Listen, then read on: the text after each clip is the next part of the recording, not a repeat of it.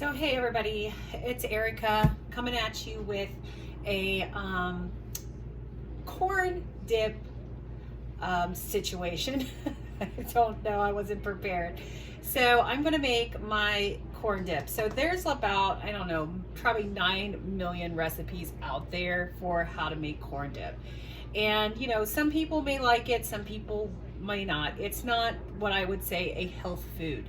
You can probably make it a little bit healthier, and we'll go through all of the ingredients and you can kind of see for yourself. But you know, we're going to combine things like sour cream, mayonnaise, and this is just like a Hellman's knockoff from Aldi. We're going to put things like canned corn. I have a Fiesta and I have a regular. I'm kind of eyeballing everything. I'll link, or I'll put kind of more specific measurements in the description. But you know, I freshened some things up here, and again, you can freshen things up. If I had my jalapenos from my garden, I would probably throw a couple of them in there, or maybe some bell peppers. I did get like 300 pounds of tomatoes pretty much from the click list that I had the other day from Kroger, which was a major fail. So I thought, well, you know, I'm gonna need to get some of these tomatoes used. So I'm gonna add a little bit of that in there as well. So let me just kind of we're gonna combine the ingredients and go through everything. And yeah, what I like to use with this corn dip is just, you can use pretty much whatever you'd like. It's good with tortilla chips, Fritos, stuff like that. Or, you know, you can also use this on the side if you were to make like Taco Tuesday, or for us, Taco Friday. I've even taken this like after a day or so and used the ingredients to make a tortilla soup. So it's just whatever, but it can be a base for other things. You can make like a loaded nacho, whatever. So right now and let me just tell you, I did something really, really dumb, and I can't find my cutting boards, and I know I threw away a bunch, and I shouldn't have. I knew I was gonna really hate myself later, but I have lost 2 main ones, and I don't know, I may have put them up obviously somewhere where I can't find them, or my husband did. So I'm using a plate. It works. It's not ideal, but it is what it is. So I'm just going to cut a tomato. I am not a professional chef, but I promise you, I probably will give you anxiety if you watch me cut things. So, but I promise you, I won't cut my hand off while doing this, and if I did, I wouldn't be airing it. So I'm just going to cut a few of these tomatoes up, and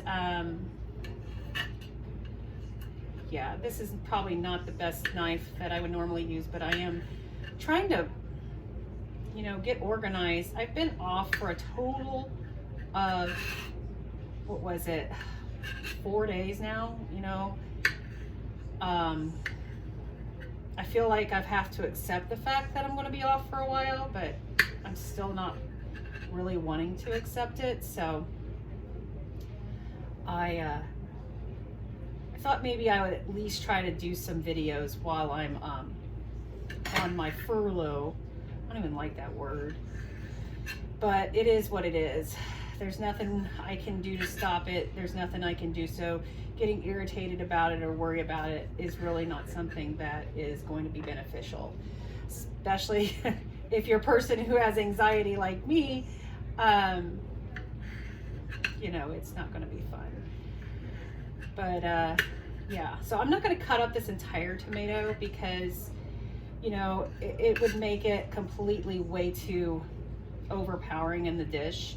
But it's up to you. You know, you can pretty much, this is a flexible recipe. You know, I showed you sour cream goes in here. You could use Greek yogurt. You could You know, thin out some cream cheese probably and use this to make it a little bit thicker.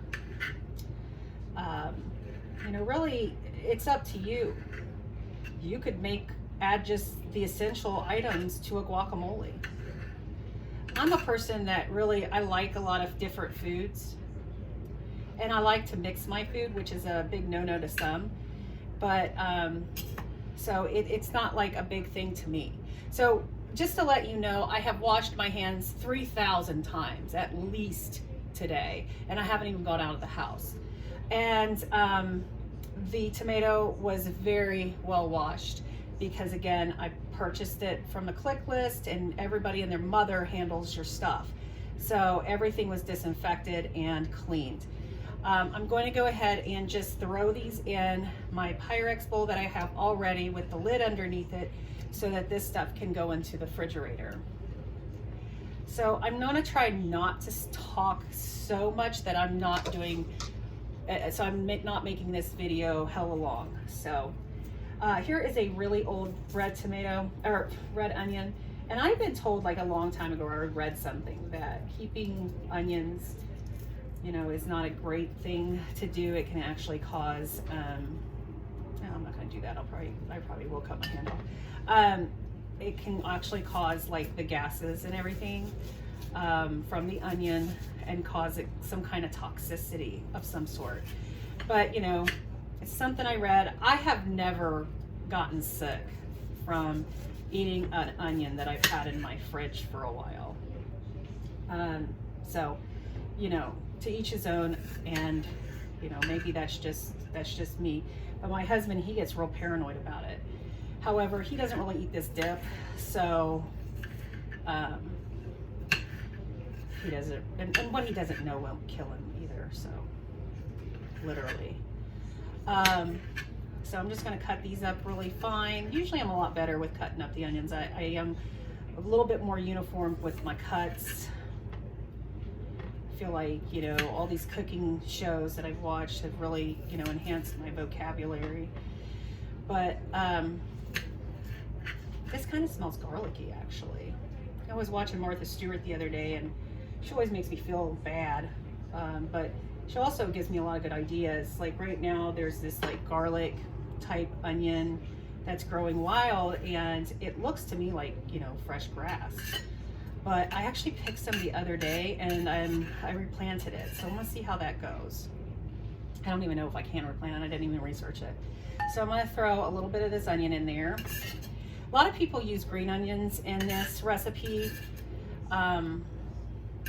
But, you know, again, I like red onions a lot, and I don't have green onions. So, you know, I probably could go and forage that as well, but I'll do that on another day when I'm a little bit more ambitious.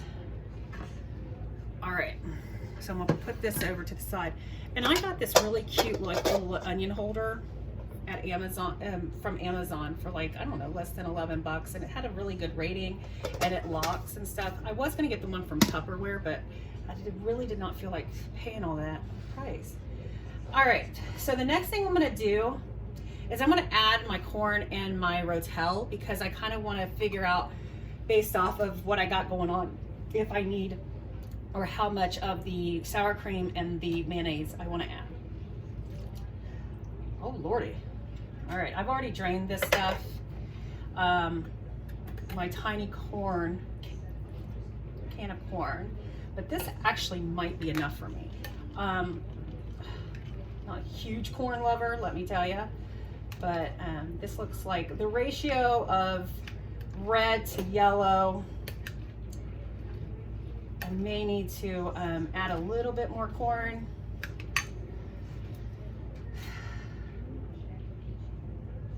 So just whatever you like. So I think that this looks good. And you know, I'm gonna incorporate everything together. It already smells really good. So what I'll do with this corn is, if anybody's worried, I'm not gonna waste it. I will put this in the fridge in another Pyrex dish and reuse it at a later time. So the next thing that I'm gonna do, I love these rice spoons or whatever. I get them with certain machines that I buy, like the pressure cooker, and then my husband got a rice cooker. So it's, usually you get, depending on how much ingredients you put like half of the sour cream. So like 8 ounces for, you know, a 16 ounce. So this is about half. And again, I'm also eyeballing it.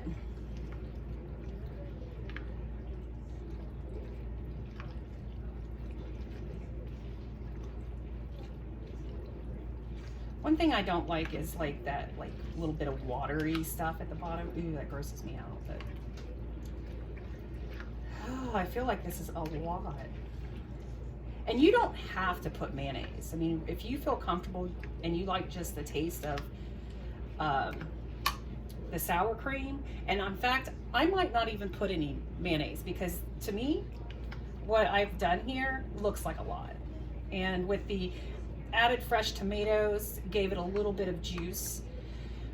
So yeah, I'm not going to overdo it.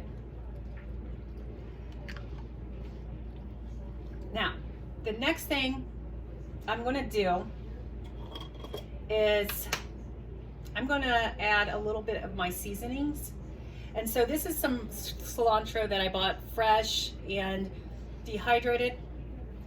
I pretty much love to either use fresh, or if it's done this way, because I know how long how long ago I actually freeze dried it or dehydrated it. So I know it's a really good, it's less than like 3 months old. So I know that it's still going to have a really good flavor. My husband's not a big cilantro fan, but again, he doesn't eat this stuff. He might have maybe just a tad bit, but he is not a fan. And this does thicken up just a tad more once you refrigerate it. And you should refrigerate it for at least a couple hours. I'm going to try this, and I haven't had an opportunity to try it yet. I was going to actually put this on some popcorn, but I'm just going to put a sprinkle, kind of like the same as you would put like paprika on, deviled egg. And I'm going to add a little bit of cheese.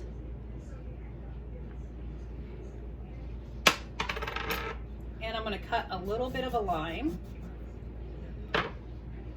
And I saved a little bit of a side over here just to kind of whip everything together. I'm just going to put a little juice. I don't really like a lot of lime, but I needed to get rid of this. And I'm probably going to take the rest of it and put it in some water so that I can have a little bit of lime in my water. All right, y'all. This is it. I wish I would have put the camera a little bit more on top of me so that you guys could see it, and also see how big of a slob I am when I'm cooking. I like to clean as I go. But there you go. That's what it looks like. I know it doesn't look pretty, but believe me, it will taste delicious. So you guys have a wonderful, safe day. I'm going to put you down. See you soon. Bye.